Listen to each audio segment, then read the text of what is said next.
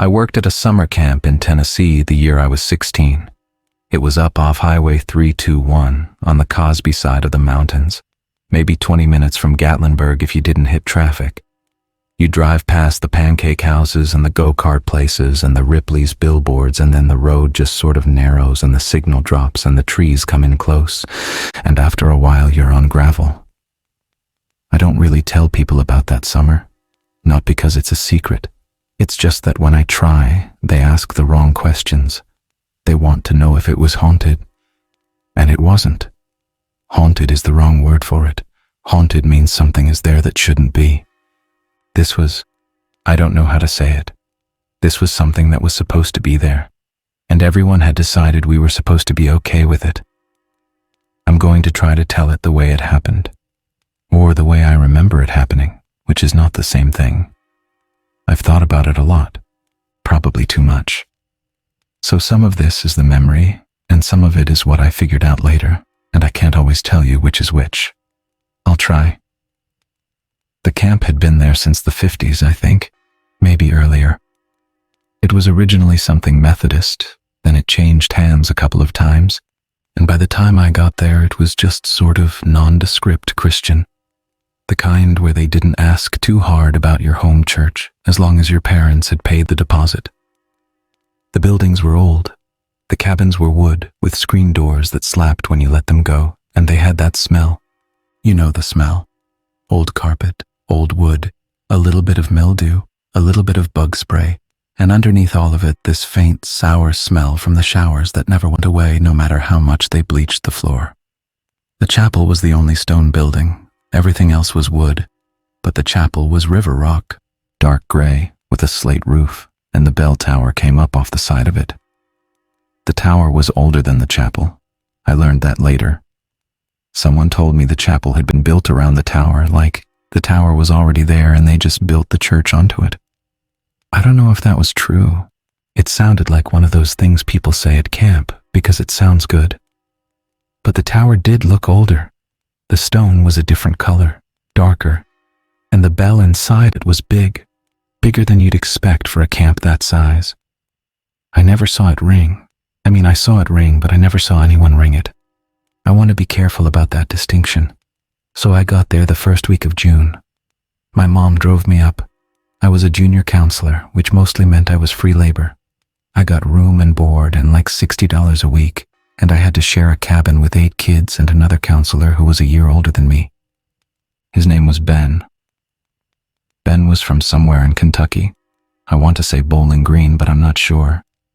He'd been at the camp the summer before. He was nice. He had that flat affect that some kids have when they've been raised real religious and then quietly stopped believing any of it but haven't told their parents yet. He was funny in a dry way. He liked Tom Waits, which I thought was weird for a kid from Kentucky. We got along. The director was a man named Doug. Doug was probably 50. He had the kind of face you forget. I'm trying to remember it right now, and I can't really. I remember he had a beard, and he wore the same brown belt every day, and he had a thing on his keychain that I noticed the first afternoon. A little brass bell about the size of your thumbnail, worn smooth. Like he'd rubbed it. I noticed because when he walked it made a soft little tick against his keys. Not a ring, the clapper was gone or something, just a tick. I noticed it and forgot about it. I'll come back to it. The first day was orientation. They had us in the dining hall, all the counselors and junior counselors, maybe 30 of us, and Doug ran through the rules. Most of it was what you'd expect. No phones for the kids, no leaving the property, lights out at 10, swim buddies in the lake, no shoes in the chapel, boring stuff. Then he got to the bell. The bell rings at 6 in the morning for wake up, he said. It rings at noon for the dinner bell, which they called dinner even though it was lunch. That's a southern thing. And it rings at 9 at night for lights out, 3 times a day. You set your watch by it. Okay. Then he said, and this is the part I remember exactly because of how he said it. Kind of fast, kind of folded in with the other stuff, he said, if the bell rings any other time, you stay inside. You bring your kids inside. You don't go looking. The staff handles it. And one of the new counselors, a girl, I don't remember her name, she said, handles what? And Doug smiled. He had this smile. It wasn't a real smile. It was the smile you give a customer when you're a cashier. And he said, it's the alarm bell. If it rings off schedule, it means there's a situation. Could be weather, could be a bear, could be an injury. We don't want a bunch of kids running around in the dark while we're trying to deal with it. So you stay put, you count heads, you wait for the all clear. That made sense. That made complete sense. That's the kind of rule you'd have at a summer camp. I didn't think about it again. There was one more rule, he said, and he said it like he was telling a joke, which I think was on purpose. He said after the bell rings at night, nobody goes into the woods until sunrise. He said it grinning. He said, that's the rule, and don't ask me why. That's just the rule. That's been the rule here forever. And then he said, and don't count the rings. And everybody laughed. I laughed. Ben laughed. The girl who'd asked the question laughed. It seemed like one of those camp things, like the legend they tell you the first night around the fire to scare you. And then you realize the second night that they tell every group the same legend. After orientation, Ben and I walked back to our cabin. The kids were arriving the next morning. We had this one night of peace basically before the season started. We sat on the porch. He was smoking, which he wasn't supposed to be doing, but he did it on the backside of the cabin facing the woods, and he was very careful about the butts. I remember the smell of his cigarette and the smell of the woods after rain. It had rained that afternoon. Everything was wet. The gravel paths between cabins had that dark, soaked color, and there were little frogs on the porch boards, the tiny ones. I want to say spring peepers, but it was too late in the season for those, just little brown frogs. I asked him about the bell rule, the don't go in the woods thing. He took a drag, and he said, oh yeah, that. He said, that's a holdover. Apparently a kid got lost in the woods like in the 70s or something, and they tell you that so nobody goes wandering off. He said it like it was the most boring thing in the world. And I said, well, why don't they just say that? Why make it weird about the bell? And he kind of laughed and he said, this place is weird, dude. You'll see. They've got their stuff. Just don't worry about it. And then he changed the subject. He asked me what music I liked. I told him. He made fun of me for it. We sat there and I listened to the frogs and the dripping off the gutters and the bug zapper on the side of the dining hall, which I could hear from there, that high electric snap every few seconds. The kids came the next morning. We had 12 in our cabin. I want to be honest, I don't remember most of them. I remember the loud one. His name was Dylan, and he had a thing where he wouldn't shut up about Pokemon cards. I remember the twins, who I never could tell apart, and who I think also couldn't tell each other apart sometimes. I remember a quiet kid named Marcus who cried the first night and then was fine. And I remember Tyler. Tyler was 13. He was the oldest kid in our cabin, which is part of why he was in our cabin, because we had the older boys' cabin. He was tall for 13, but skinny, the kind of skinny where his wrists looked too big for his arms. He had this dark hair that he kept pushing out of his eyes. He wore the same red Atlanta Braves t-shirt the first 2 days, and I remember thinking I should tell him he could change it, and then thinking maybe he didn't have other shirts, and then not saying anything. Tyler talked too much. That's what I noticed first, not in a fun way, like Dylan, who at least was talking about something. Tyler talked because he was thinking, and he didn't have a filter between the thinking and the talking. He'd ask questions in the middle of an activity, like we'd be doing the archery thing and he'd say, hey, why do they call it fletching? And I'd say, I don't know. And he'd say, like, is it from a word, or is it a name, like a guy named Fletcher invented it? And I'd say, I really don't know, Tyler. And he'd think about it for a minute and then he'd say, I think it's probably from a word. And then he'd go back to shooting. The other kids didn't like him. They didn't bully him, not really. They just sort of left him alone. He'd come over to the group and he'd start in on whatever he was thinking about, and they'd kind of look at each other and drift off. He'd just keep talking sometimes, like he didn't notice, or like he noticed but had decided it didn't matter. I felt bad for him. That's the truth. I didn't actually like him at first. He was annoying. I felt bad for him and I made an effort, which is different. I'd sit with him at meals. I'd ask him about whatever he was thinking about. He was into, I want to remember this right, he was really into bridges. Like the engineering of bridges. He could tell you the difference between a truss bridge and a suspension bridge and what's the other one, a cantilever. He'd seen a documentary about the Tacoma Narrows bridge collapse and he could basically recite it. He kept trying to tell me about it. I remember nodding a lot and not really listening, and then feeling guilty about not listening and trying to listen, and then drifting again. He had a sandwich thing too. He would only eat his sandwich if the crusts were cut off, not in a picky kid way, in an embarrassed way, like he knew it was babyish and he hated that he needed it. I started cutting his crusts off at lunch without saying anything. I think he appreciated that. He never thanked me. But the second day he sat closer to me at lunch, and that was thanks enough. He kept losing one sock, I don't know how. It was always the left one. By Wednesday he was wearing 2 mismatched socks, and a third one was lost somewhere in the cabin, and we never found it. I remember helping him look for it under his bunk on Tuesday night, and finding 2 granola bar wrappers and a piece of paper with a drawing on it. The drawing was of a bridge. He'd labeled the parts. I'm taking a long time to talk about Tyler, and I know that. I think I'm doing it on purpose. I think part of me still doesn't want to get to the rest of it. Let me just keep going. The first off-schedule bell was Tuesday night, or technically Wednesday morning, I guess. It was late. I'd been asleep. The cabin was full of that sound 12 sleeping boys make, that rustling, snoring, occasional cough.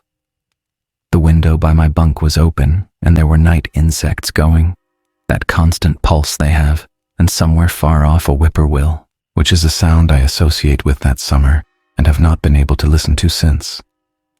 The bell rang, and I was awake before I knew I was awake. You know that feeling.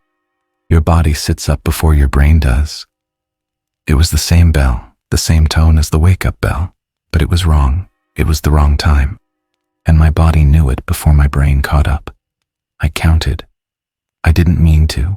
Doug had said don't count, and I had laughed at that. And now I was sitting up in the dark in my bunk, and I was counting because that's what you do when a bell rings. You count the rings to know what time it is. That's automatic. I counted 7. 7 rings. And then it stopped. I lay there. The kids were stirring. Dylan said, "What was that?" in this thick, sleepy voice. I said, "Go back to sleep, buddy." He went back to sleep. The other kids, I think most of them didn't even fully wake up. The bell had been brief enough. Tyler, though. Tyler was sitting up. I could see his outline against the window. He was sitting up and he was looking out. I said, "Tyler, lay down." He didn't move at first. Then he said, real quiet, "Who's ringing the bell?" I said, "I don't know, buddy. Probably just some staff thing. Lay down." He laid down. He didn't say anything else. I lay back too. I didn't sleep for a while. I lay there listening for, I don't know what. I expected to hear voices outside, staff moving around, flashlights, something. There was nothing, just the insects and that whippoorwill. The whippoorwill stopped after a minute or two, actually. I remember noticing that. Eventually I fell asleep. In the morning everything was normal. That's the part that I want to make sure I'm communicating right. Everything was completely, almost aggressively normal. The wake-up bell rang at 6. Same bell, same tone. We got the kids up and dressed and walked them down to the dining hall. There was sausage and eggs and biscuits with that pale gravy. Doug was at the staff table. He was eating. He was talking to one of the female counselors. He was laughing at something. He looked like a guy who had slept 8 hours. I sat down with my coffee and Ben sat down next to me, and I said, "Did you hear the bell last night?" And Ben said, "Yeah." And I said, "What was that about?" And he said, "I don't know, probably nothing." And I said, "Do they not say anything?" And he was buttering a biscuit and he said, without looking up, "They don't really." He said, "I just let it go." He said, "Last summer there was a couple of nights like that. It was nothing." And I said, "Like nothing, nothing, like what happened?" And he stopped buttering and he looked at me for a second. I remember this look. It wasn't scared. It was sort of tired. Like he was tired of me. He said, "Dude, it's a camp. Stuff happens. People get homesick, people get hurt. Sometimes there's a bear in the trash. They handle it. You're not supposed to ask. Just let it go." He went back to his biscuit. I let it go. That was the rule, right? I let it go. But here's what I didn't know about until later in the morning. Madison wasn't at breakfast. Madison was a girl in another cabin, in the older girls' building. I didn't know her well. She was 16, my age, but a camper, not a counselor. She'd been at the camp before, like several summers in a row. The kind of kid whose parents sent her every year, and she was kind of a fixture. I'd talked to her maybe twice. She had braces, and she had this way of laughing where she covered her mouth. She wasn't at breakfast, and I didn't notice. Why would I have noticed? I had 12 kids to herd, but I noticed later because one of her cabin mates, this red-headed girl whose name I genuinely cannot remember, was at the activities sign-up board after breakfast, and she was crying. Not loud, just standing there crying. And I went over because that's what you do, and I said, "Hey, are you okay?" And she said, "Madison's gone home." And I said, "Oh, is everything okay?" And she said, "I guess. I don't know. Her stuff is gone, her trunk and everything." And I said, "That's strange." And she said, "Her mom must have come and got her." I said, "When?" And she said, "I don't know. In the middle of the night, I guess." And I said, "In the middle of the night?" And she sort of shrugged and wiped her face, and she said, "I don't know. Sarah said Doug told her Madison's mom called and there was a family thing. So I guess." And then she said the thing that I have thought about probably 10,000 times since then. She said, "It's just weird because she didn't say bye." I said, "Yeah, that is weird." I said, "Sometimes parents come fast when stuff happens." She nodded. She wiped her face again. She walked off to her activity. I didn't go look at Madison's cabin. I didn't ask anyone else about it. I had archery duty that morning and I went and ran archery. Tyler asked me about fletching again. I told him I'd looked it up. I hadn't. I made something up. He nodded thoughtfully and went and shot his arrows. The thing I want you to understand about this, and I know I keep saying this, but the thing I want you to understand is that nothing about Madison being gone felt scary at the time. It felt sad. It felt strange. It felt like the kind of thing that happens at camp, which is what Ben had said. And Ben had been there the year before, so Ben knew what happened at camp. A girl's grandma died or her parents got divorced or whatever, and she went home. That happens. Of course that happens. I'm telling you what I told myself. By the afternoon, I had basically stopped thinking about it. Camp is busy. Camp is loud. You don't have time to sit and think. You're running activities. You're separating fights. You're applying bug spray to a kid who won't stop scratching. You're walking the perimeter of the lake and counting heads. The bell at night, the missing girl, it sort of slid into the background. And by dinner, I think I had genuinely forgotten about it, in the way you can forget something that's right there. I noticed something at dinner, though. I'm only going to mention it because of what happened later. I was getting more iced tea from the dispenser, and I walked past Doug at the staff table, and his keychain was on the table next to his plate. The little brass bell was there, and as I walked past, he picked the keychain up and put it in his pocket, just like that, like he hadn't wanted it sitting out, or like I'm reading too much into it now. I don't know, I noticed, and then I didn't think about it. Wednesday was hot. I remember that.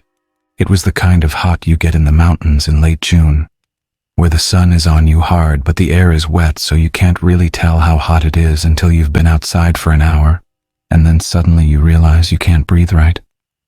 We did lake activities all morning. The kids loved it. Tyler did not love it. Tyler did not like the lake. He didn't like getting his head wet. He sat on the dock in his shirt and shorts and watched everyone else swim. I sat with him for a while. He told me about the Mackinac Bridge. He said it was 5 miles long. I said, wow.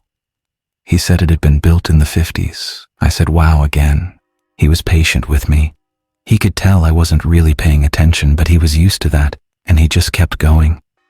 He said something then that I have replayed a lot. He said, "I like it here." I asked him what he liked about it. He said, "I don't know." He said, "The trees, I guess." He said, "My house is in a development, and there's like 4 trees and they're all the same." He said, "I like that the trees here are all different." I said, "Yeah, that's nice." I said something like, "The mountains are cool." I wasn't really listening. I was watching the kids in the water and counting heads. He kept talking. He talked about how his dad had told him you could tell what kind of tree something was by the bark, and he hadn't really believed it, but he was kind of starting to think it was true. He'd been looking at the bark on the trees on the path from the cabin to the dining hall. He could tell you which trees were which on that path. He'd memorized them. I said that was cool. I meant it, sort of, but I said it the way you say it. Distracted. I was counting heads. 11, 12, 11, 12. I kept losing count and starting over. The light was hitting the water and making it hard to see. I finally got to 12 and I sat back and I said something to Tyler like, "Yeah, man, that's neat." And he was quiet and I realized he'd stopped talking a while ago. He was just looking at the trees. The tree line started right at the edge of the lake property, maybe 50 yards from the dock. Dense, Tennessee woods. You couldn't see 10 feet in. He said, "Hey." He said, "Can I ask you something?" I said, "Yeah, of course." He said, "What does the bell mean?" I want to be really careful here because this is one of the parts where I don't trust my memory. I think I trust the gist of it. I think I have some of the actual words. But I've gone over this conversation so many times that I've probably smoothed it. So just with that disclaimer, I said something like, "What do you mean?" And he said, "Last night when the bell rang in the middle of the night." He said, "What does that mean?" And I gave him the answer Doug had given us. I said, "It's just an alarm bell, like for emergencies." I said, "If there's bad weather or something, or like a bear, they ring it so all the staff know." He thought about that. He said, "Was there a bear last night?" And I said, "I don't know, buddy, probably." He said, "I didn't hear a bear." And I said, "Well, sometimes they ring it just in case." He said, "Oh." He was quiet for a minute. I thought we were done. Then he said, "The girl who left, did she leave because of the bear?" And I said, "I don't think so." I said, "I think she had a family emergency." He said, "Oh." He looked at the trees some more. Then he said, "Why don't they tell us what the bell is for?" And this is the part I hate. I said something like, "They did tell us, buddy, it's the alarm bell. I just told you." And he said, "No, like why does it ring at night sometimes? Why don't they tell us what the emergency is?" And I said, "Tyler, I don't know. They don't always tell us everything. It's not a big deal." And he said, "Okay." And then he said, "But if it's an alarm bell, shouldn't they tell us what we're alarmed about?" I remember laughing, actually. I laughed because it was such a Tyler thing to say. He was so literal. I said, "You're overthinking it, dude." I said, "It's probably some old rule like, this place has a lot of weird old rules, you'll see." I said, "The food is good though, right?" And he sort of smiled and said the food was okay. And I think that's the moment I want back the most, honestly. That's the moment where I had a chance to actually, I don't know what I would have done with it, but I had a chance to say, "You're right, that is strange. Let's think about it together." And I made a joke instead. I changed the subject to the food. He let me. He was 13. He let me. We sat there a while longer, and then I had to get the kids out of the water for the next activity, and we walked back to the cabin to change. Tyler walked next to me on the gravel path, and he was looking at the trees, identifying them. He pointed one out to me. He said, "That's a tulip poplar." I said, "Cool." He said, "You can tell because of the leaves." I said, "Cool." We walked the rest of the way in silence. That afternoon was nature crafts, which mostly meant the kids made things out of sticks and got hot glue gun burns. Tyler made a model of a bridge out of popsicle sticks. He got really into it. He stayed late after the activity ended to finish it. I let him. The other kids went back to the cabin with Ben, and I stayed in the crafts pavilion with Tyler while he worked. He was very precise about it. He kept measuring the sticks against each other to make sure they were the same length. He'd built what did he call it? He called it a Pratt truss. I remember the name because he made me say it back to him. Pratt truss. I said it back. He nodded. The light in the pavilion was that late afternoon orange. The shadows were long. Cicadas had started up. There was a smell of pine and hot glue and the cleaner they used on the picnic tables. This lemony industrial stuff that I can still smell if I think about it too hard. He finished the bridge. He held it up. He was proud of it. I told him it was good. I meant it. It was good. It was a pretty good bridge for popsicle sticks. He set it down on the table to dry, and we walked back to the cabin, and it was almost dinner time. Dinner was meatloaf, I think. I'm not sure. I just remember it was something that was hard to eat without ketchup, and they didn't have ketchup that night for some reason. They'd run out, and Tyler was upset about it. Not visibly, but he was quiet through dinner and he didn't really eat. I should have noticed that. I noticed it. I didn't act on it. After dinner there was free time and then the campfire, which they did every Wednesday. They had a big fire pit behind the chapel and they'd light it up, and the whole camp would sit on the log benches and they'd sing the camp songs, and someone would do a devotional. I want to talk about the songs for a minute. There were 3 or 4 of them, and they were the same ones every Wednesday, every summer, the kind of camp songs that have been there forever and nobody remembers writing. Most of them were normal. There was one about Jesus in the river. There was one about a frog. There was a really stupid one that the kids loved, with hand motions. And then there was the last one. They did it last every time, like a closer. It was slow. It was in a minor key. I want to say it was I don't know what the term is, but the melody felt old, like older than camp songs usually feel. Camp songs usually feel like they were written in the 70s. This one felt like it was from somewhere else. I'm going to try to remember the words. The first verse was about a shepherd and his sheep. Standard stuff. The second verse was about night coming down on the valley. Also standard. Then the chorus. The chorus was the part that I noticed, even that first Wednesday. The chorus went, and I might be getting this slightly wrong, but it went something like, 7 for the watchman, 7 for the wood, 7 for the shepherd, who knows where he stood. And the kids sang it. They knew it. The returning kids knew it. They'd been there before. They sang it with that flat singing voice kids do when they've sung something 100 times and don't think about the words. Tyler didn't sing. He was next to me on the bench, and he was looking at the fire, and he wasn't singing. I noticed. I didn't say anything. When the song was over, Doug got up and did the devotional. It was about, I want to say it was about trust. About trusting in the plan even when you can't see it. About how God puts us where He needs us. Standard stuff. I don't remember much of it. I remember Doug's face in the firelight, though. The way the shadows moved on his face. He had a way of speaking that was quiet enough that everyone had to lean in to hear him, which I now realize was a technique. At the time, I just thought he was kind of soft-spoken. People do this thing, public speakers, where they go quiet to make the audience pay attention. He was good at it. Then it was over. The kids walked back to their cabins. I walked back with Tyler and the rest of our cabin. Tyler was quiet, but he had been quiet all night. I asked him if he was tired. He said yeah. I asked him if his stomach was okay because of dinner. He said yeah.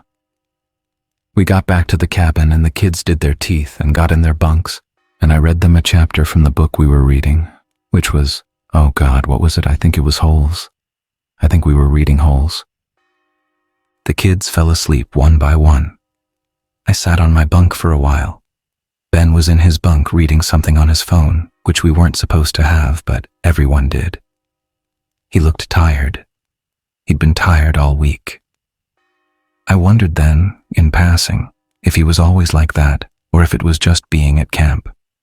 Now I think it was something else. Lights out was at 10. The bell rang, 3 rings, the lights out bell, which was a different rhythm than the wake-up bell or the meal bell. I want to mention that the bells had different rhythms because it became important later.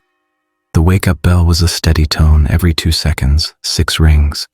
Lights out was 3 slow rings with a longer gap between them. The dinner bell was 5 quick rings, each one different, each one normal. The off-schedule bell, the one from the night before, that hadn't been any of those patterns. 7 rings, even spacing. Not slow, not fast, just steady, mechanical, 7 of them, and then nothing. I lay there in my bunk after lights out, and I thought about that for the first time. The fact that it had been 7. The fact that none of the normal bells were 7. I'd been thinking the bell was an alarm bell like Doug said, like Ben said, but if it was an alarm bell, it would just ring until somebody stopped it. It wouldn't ring exactly 7 times. 7 was a specific number. I thought about this for a while, and then I told myself I was being stupid, and I went to sleep. I woke up at 2:30 in the morning. I know it was 2:30 because I checked my watch. I had a little Casio with a backlight that I'd had since I was 12. I woke up because of the silence. I want to explain that.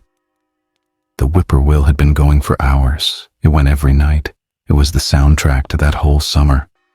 And it had stopped, not faded out, stopped, like it had been turned off. The insects were still going, the steady pulse of them, but the bird had stopped, and it was that stopping that woke me up. I lay there listening. The cabin was full of sleeping breathing. The window screen had a moth on it. I could see the silhouette against the moonlight. Big moth. The bell rang 7 times. Same as before, same tone, same spacing, steady and mechanical, like a metronome. I counted again. I couldn't help it. I counted 7. And then it stopped. I sat up. I looked over at the bunks. The kids hadn't really moved. Dylan stirred. Marcus rolled over. Tyler's bunk was empty. I want to walk through what I did next because I have replayed this exact sequence so many times. I sat there for, I don't know, 10 seconds, maybe more. I looked at his bunk. The covers were pushed back. His pillow had the indent of his head still in it. His shoes were not under the bunk. His shoes were not under the bunk, and I think that was when my stomach actually moved, because that meant he'd put on his shoes. He hadn't just gone to the bathroom. The bathroom was across the cabin. You didn't put shoes on for the bathroom. I got up. I was quiet. I walked over to his bunk. His Braves shirt was there, draped on the rail. He'd changed shirts. He'd put on his blue one. I knew because I could see the Braves one. His bridge, the popsicle stick bridge, was on the little shelf above his bunk where he'd put it after dinner. He'd left it there. I went to the cabin door, the screen door. I opened it slowly because the spring squeaked. I stepped out onto the porch. The night was full of insect sound and there was a wet smell in the air. That smell after a hot day when the dew is starting. The gravel of the path was that dark color it gets. The bug zapper on the side of the dining hall was going. That little electric snap. The chapel was up the hill from our cabin, maybe 200 yards, and I could see the silhouette of the bell tower against the sky. The sky had stars, but there was a haze on the mountains, and you couldn't see them all that clearly. I didn't see Tyler. I want to say I almost went after him. That's the version I have told myself sometimes. That's the version where I almost did the right thing and was stopped by something outside my control. But the truth is, I didn't almost go after him. I stood on the porch. I looked up the path toward the chapel, and I looked toward the path that went into the woods, the one that led to the lake. And I thought about Doug's voice during orientation. Nobody goes into the woods until sunrise. I thought about Ben telling me to let it go. I thought about Madison, whose mom had come in the middle of the night. I went back inside. That's what I did. I went back inside and I sat on the edge of my bunk and I stared at the screen door for, I want to say 20 minutes. I didn't move. The kids slept. The whippoorwill did not come back. After a while, I heard footsteps on the gravel, outside going past the cabin, walking, not running. More than one person. I want to say it was 2, maybe 3. The footsteps went past and faded. I held my breath until they were gone. I don't know why I held my breath. They weren't coming for me, but I held it anyway. I got back in my bunk. I didn't sleep. I lay there with my eyes open, and I listened.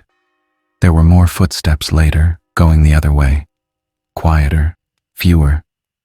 I think one set, maybe two. By that time it was probably 4 in the morning. Eventually I heard birds. The morning birds. The ones that start before it's actually light. And then it was light, in that gray way it gets before the sun comes up, and the wake-up bell rang at 6. 6 rings. Steady. Normal. I got up. I told myself the whole time I was getting dressed, I told myself he's going to be in his bunk. He went to the bathroom and came back.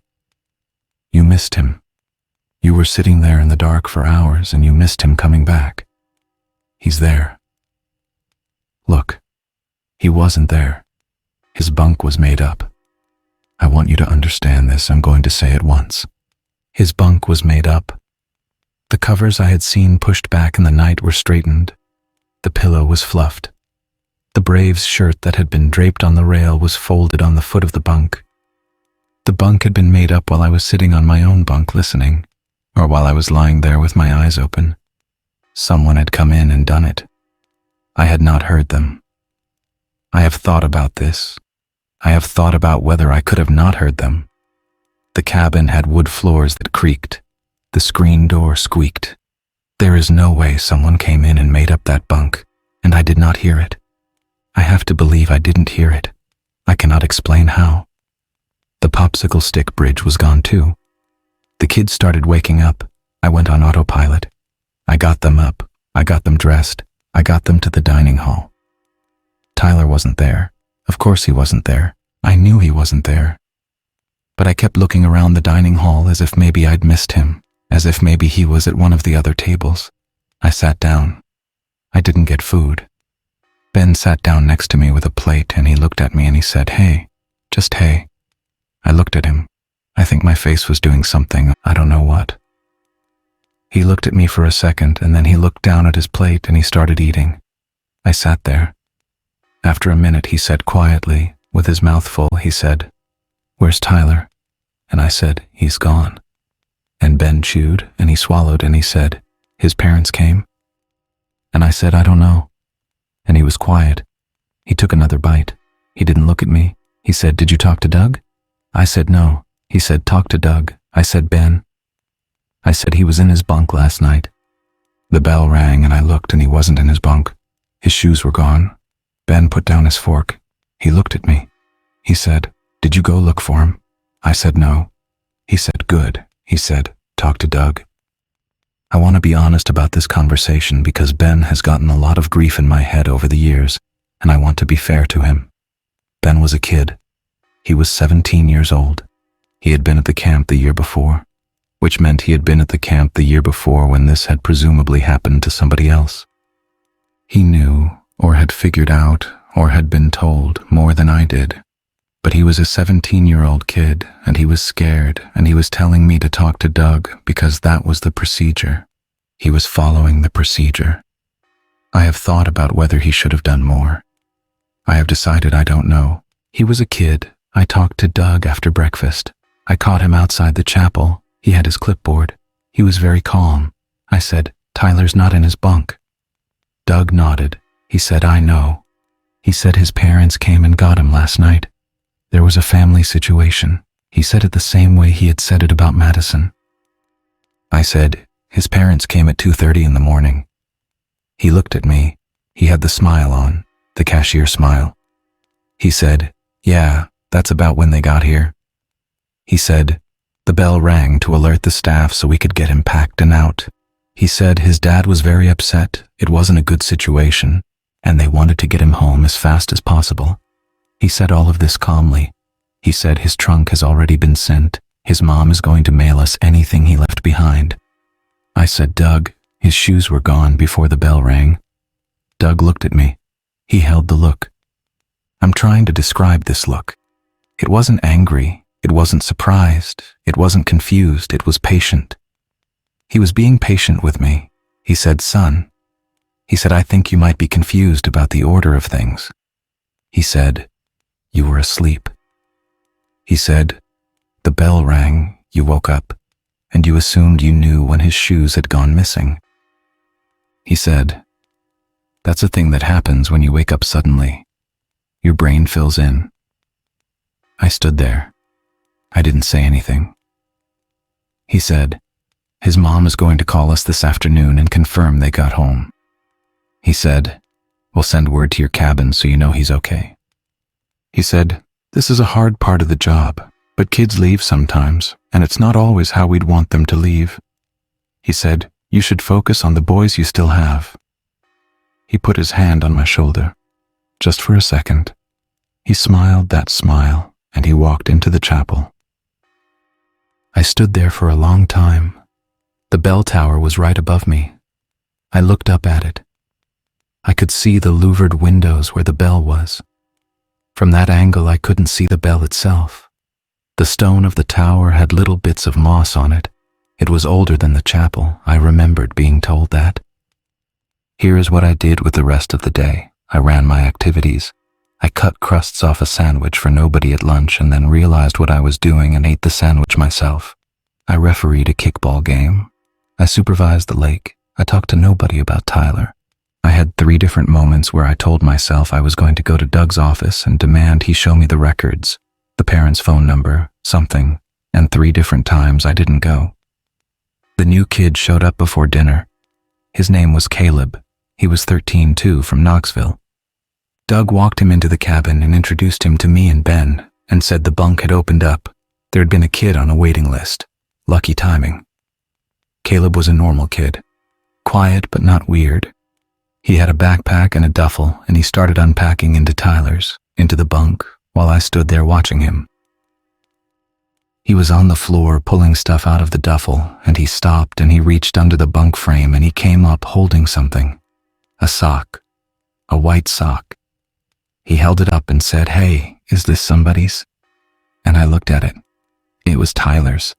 I knew it was Tyler's because Tyler had been losing them all week, and we'd been looking for one specifically, and there was a small grass stain on the heel that I had noticed when we were looking for it on Tuesday night. I said, that's must be from a previous camper. I said, "Here, I'll throw it out." I took the sock. I walked out of the cabin. The trash can was on the side of the cabin near the porch. I stood next to the trash can, and I held the sock, and I did not put it in the trash can. I stood there for, I want to say, a couple of minutes. I looked at the sock, the grass stain. I thought about how I had been on my knees Tuesday night with my flashlight looking under his bunk for it. I thought about the granola bar wrappers and the drawing of the bridge. I put the sock in my pocket. I went back inside. Caleb was hanging up a shirt on the hook by the bunk. He looked up and I said, "All set?" And he said, "Yeah, thanks." I said, "Dinner's in a few minutes, we'll head down together." He said, "Okay." The sock stayed in my pocket all through dinner. I could feel it. Every time I shifted on the bench, I could feel it. I took it out when I got back to the cabin, and I put it in the bottom of my own duffel, under my dirty laundry. I told myself I was going to mail it to Tyler's parents when his mom called to confirm they got home like Doug had said. I told myself if his mom called, I was going to say I had this thing of his and where do I send it? His mom did not call. I mean, supposedly she did. Supposedly she called the office, but no message came to me. Doug just said at the staff meeting Thursday morning, "By the way, Tyler's home safe. Family is grateful for our flexibility." The kind of 2-sentence administrative aside that doesn't invite follow-up. The sock stayed in my duffel. Ben asked me at dinner Thursday if I was okay. I said yeah, he didn't ask anything else. Thursday afternoon, I had to cut through the back of the chapel to get to the supply shed for kickballs. There's a side door of the chapel that opens into a little vestibule, and the vestibule has a closet in it, a wooden door with a padlock on it. The padlock had been there all week. I'd noticed it the first day. Doug had said offhand that the bell rope was in there. That's the bell pull. Only the senior staff have a key. Standard stuff. You don't want kids playing with the bell rope. The door was open. I mean, not all the way open. The padlock was hanging unlocked on the hasp, and the door was about 2 inches ajar. I almost walked right past it. I had the kickball bag in one hand. I stopped. I looked at it. I looked around. There was nobody in the vestibule. I could hear distantly the kitchen staff in the dining hall, music playing from a radio somewhere, country station. I pushed the door open with my foot. It was a closet, maybe 4 feet by 4 feet. There were some cleaning supplies on a shelf to the right, a mop, a pail. On the back wall there was a hook screwed into the ceiling, a big iron hook, the kind a butcher would use. The hook was in the right spot for a bell rope. The rope would have come down through a hole in the ceiling, and the end of it would have been tied off on the hook so kids couldn't grab it. There was no rope. There was no rope. The hook was empty. The hole in the ceiling, I had to step in and look up to see it. The hole in the ceiling was there, but there was no rope coming through it. I looked up into the hole. It was dark up there. I think it went all the way up into the bell tower. I want to say I stood there for a minute trying to understand what I was looking at. But actually I stood there for maybe 10 seconds, and then I heard somebody coming down the hallway, and I stepped back out of the closet and pushed the door to and walked away with the kickball bag. I didn't see who came down the hallway. I didn't look. I just walked fast, the other way, out the back door toward the field. I thought about it all afternoon. I thought, okay, maybe they take the rope down between rings. Maybe they take it down so kids can't get to it. Maybe the rope is somewhere else and they bring it out when they need to ring the bell. Okay, sure, that's a possibility. Or maybe the rope is up in the bell tower and you have to go up there to ring it, and the hook in the closet is from an older system that they don't use anymore. That's also possible. But the bell had rung. The bell had rung Tuesday night and Wednesday night. Somebody had rung it. I checked the closet door once more that week, on Saturday. The padlock was on it, locked. I tugged on it. It was solid. Friday morning, the bearded counselor was gone. I didn't know him. He'd been there one day. Like I said, I noticed his name was off the roster because I was looking. I asked Ben that night on the porch. I said, the bearded guy. I said, what happened to the bearded guy? And Ben said, what bearded guy? And I said, the counselor, the new guy, the one with the beard. And Ben thought for a second and he said, oh. He said, I think he had a family thing. I said, are you fucking with me right now? Ben looked at me. He said, no. He said, I genuinely had to think about who you meant. I sat there with him on the porch, and that was when I understood what the procedure was. The procedure was that you forgot. The procedure was that once somebody was gone, you stopped having a slot in your head for them. The next morning's breakfast had new arrangements and the activities had new groupings, and there was a new name written in marker on the chore wheel, and you adjusted. You adjusted, and after a couple of days you had to actually try to remember the person who had been there. Ben hadn't been pretending not to know. He had had to think about it. The bearded guy had been there one day. There were a lot of staff. It was easy to lose track. Right? I want to try to say what I think the rules really were. I want to try because I have been carrying it for a long time, and I think I should try to say it out loud, even if I get it wrong. And I will get it wrong, I'm telling you that up front. I don't have a clean version of this. I have a version that I have built over 15 years of lying in bed, not sleeping. Take it for what it is. The bell 3 times a day. That part was real. That part was the cover. I think that part was the cover. They needed the bell to be normal so that when it wasn't normal, it didn't feel like, I don't know, like a thing. It felt like an exception inside a routine. And exceptions inside routines, you absorb them. That's how routines work. Stay inside when the bell rings off schedule. I think that was for our protection, actually. I want to believe that one was for our protection. The alternative is that if you went outside, you would have been, I don't know what the word is, added, counted, included. I don't want to say more than that. I don't want to be more specific than I can be. Don't count the rings. They said that one as a joke. I laughed at it. I have thought about it a lot. I think, and this is just what I think the counting was the part where it became real. If you don't count, the bell is just a bell. It rings sometimes, whatever. But once you count, once you notice the 7, you can't stop counting, and then you start counting other things. You count how often it happens. You count how many people are missing. You count the verses in the song. And once you've started counting, you can't, I don't know how to say it, you can't go back to not counting. The rule was protecting people from that. Or it was protecting the thing from being noticed. I don't know which. Maybe both. Maybe those are the same rule. The woods after dark thing. The don't go in the woods rule. I think that one was for the staff, not for us.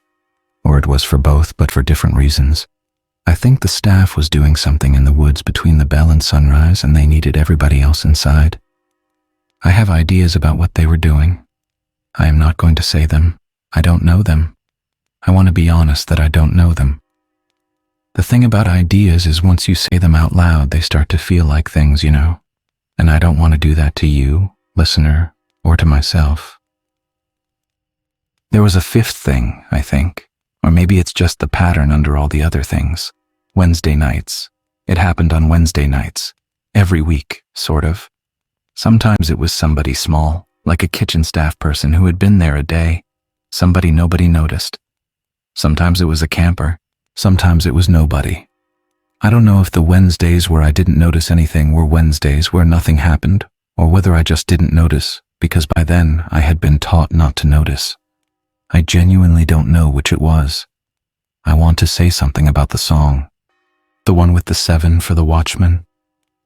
I have thought about that song a lot, more than is probably healthy. I have wondered who wrote it. I have wondered whether somebody once wrote it as a warning, and the warning got smoothed into a song over the decades, and the song got smoothed into a tradition, and now the kids sing the warning without knowing it's a warning. Or whether somebody wrote it on purpose, as a way of teaching the next generation of campers without them realizing they were being taught. I don't know which one is more horrible to me. The accidental version, where the warning just degraded into a ritual, or the deliberate version, where someone is still teaching it, and you, the listener, you were probably taught some version of it as a child too, by somebody who knew what they were doing, and you are still humming it sometimes when you wash dishes. I don't know. I think about it. I finished the summer. I want to make that clear. I did not quit. I had 2 more weeks after Tyler. I ran my activities. I cut crusts. I refereed kickball. The bell rang off schedule once more, the second to last week, on Wednesday night. I counted. 7. I lay in my bunk and I counted and I did not get up. There was a kid in my cabin who was gone the next morning. I want to say his name. I can't remember his name. I can picture his face, but I cannot remember his name. He was 8, maybe 9. He had a stuffed dinosaur. The dinosaur was on his bunk the next morning, sitting on a made-up pillow. I packed it in a box at the end of the week with the rest of his stuff.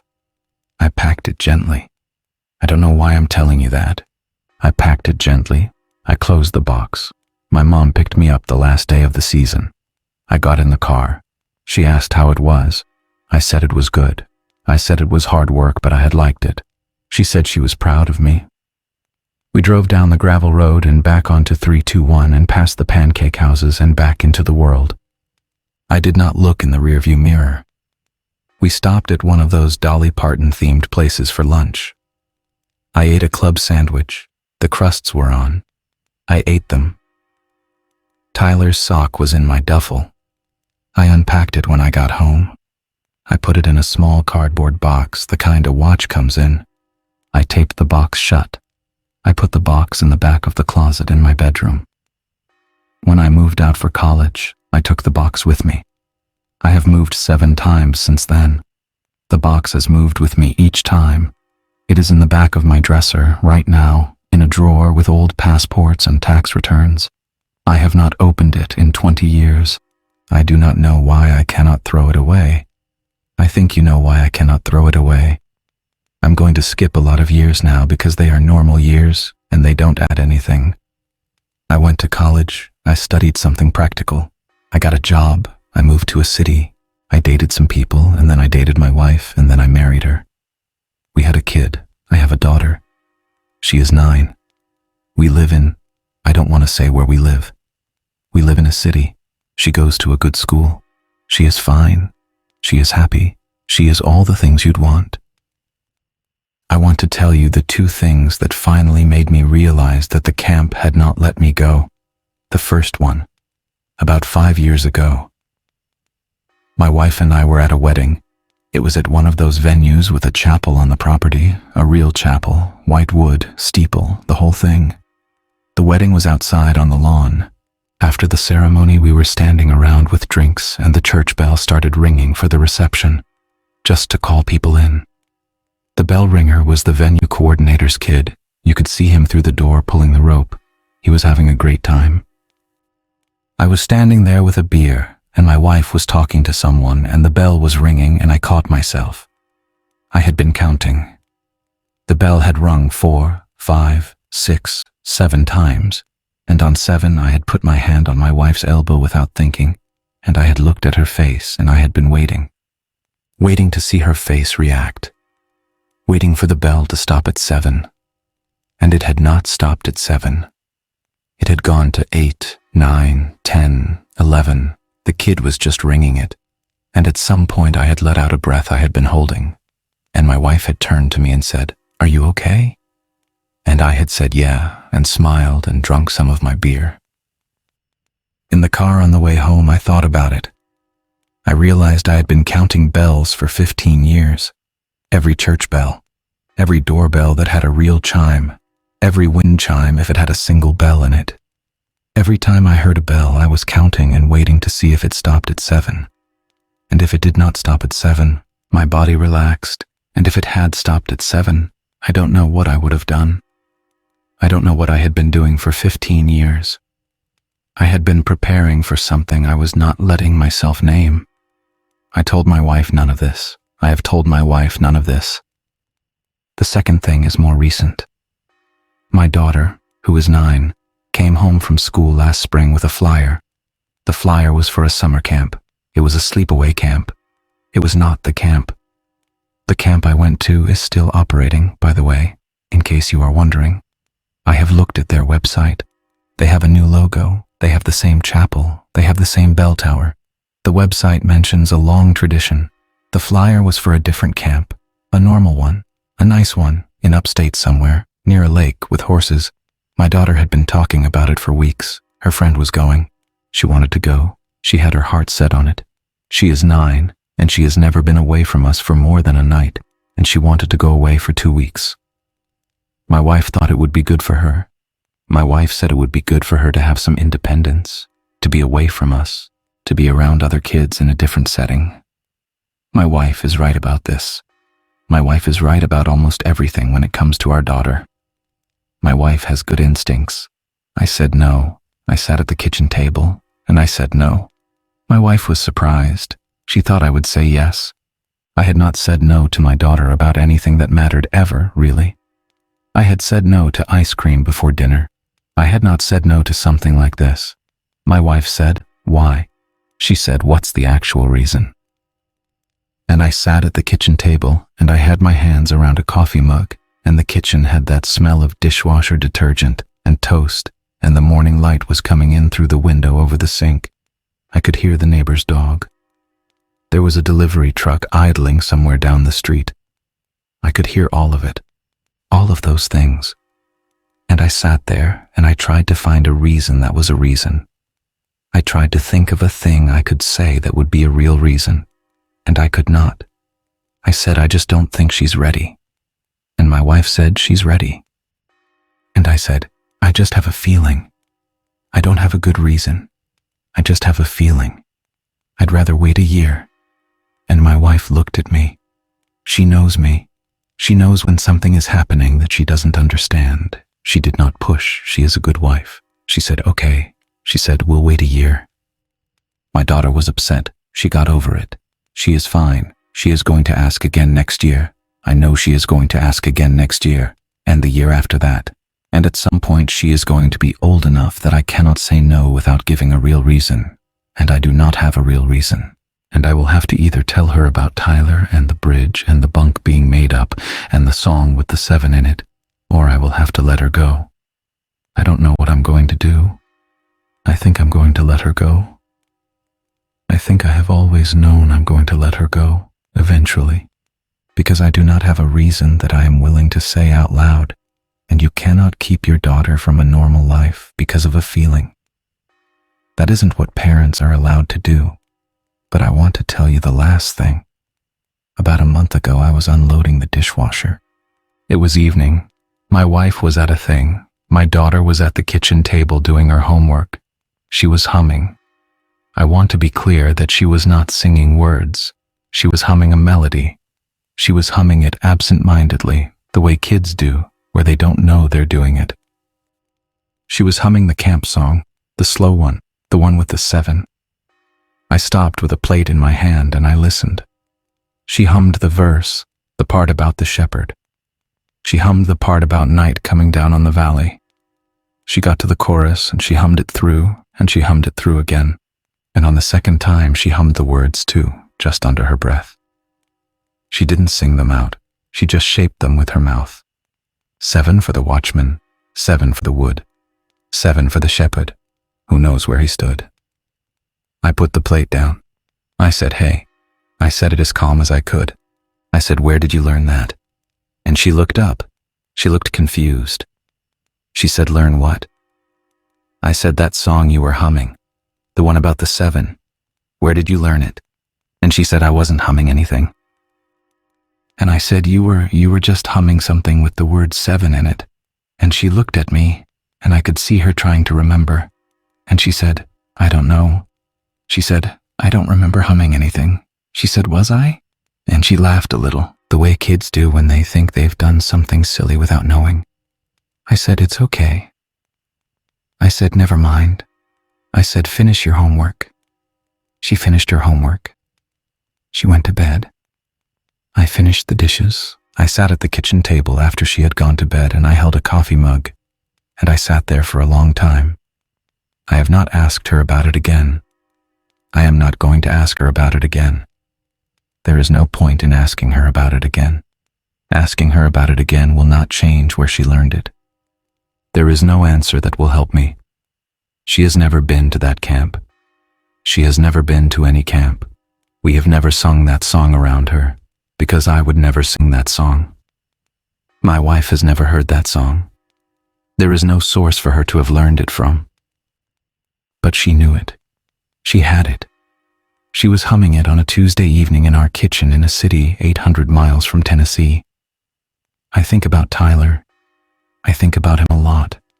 I think about the bridge he made, the popsicle stick one, the Pratt truss. He was so proud of it.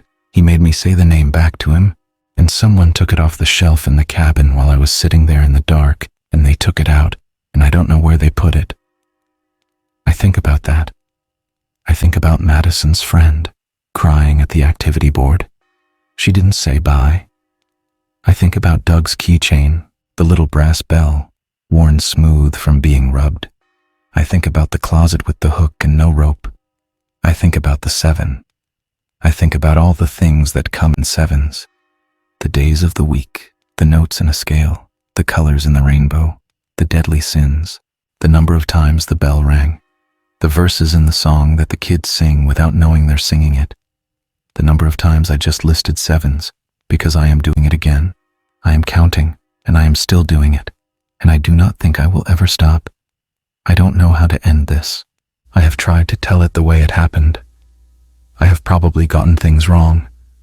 I have probably remembered things that did not happen and forgotten things that did. I have done my best. It is not enough. My daughter is asleep upstairs. The dishwasher is running. The dog is fine. The house is quiet. I am sitting at the kitchen table and I can hear, somewhere very far away, probably a mile, maybe more, a church bell. It is doing the hour. It is the kind of normal bell you don't notice in a city. I am counting it. I do not want to be counting it, but I am counting it. And when it stops, I will know whether I can sleep tonight, and I will probably go to sleep, and I will probably get up tomorrow and make breakfast, and take my daughter to school, and go to work, and come home. The sock is still in the drawer. Part of me has been sitting in that cabin since I was 16 years old. Part of me is still on the edge of that bunk in the dark, with my hands on my knees, listening to footsteps go past on the gravel. Part of me never came back from that summer. Whoever is listening to this, whoever you are, part of me is still there. Part of me will always be there, and I think, more than anything else, I think Tyler is too.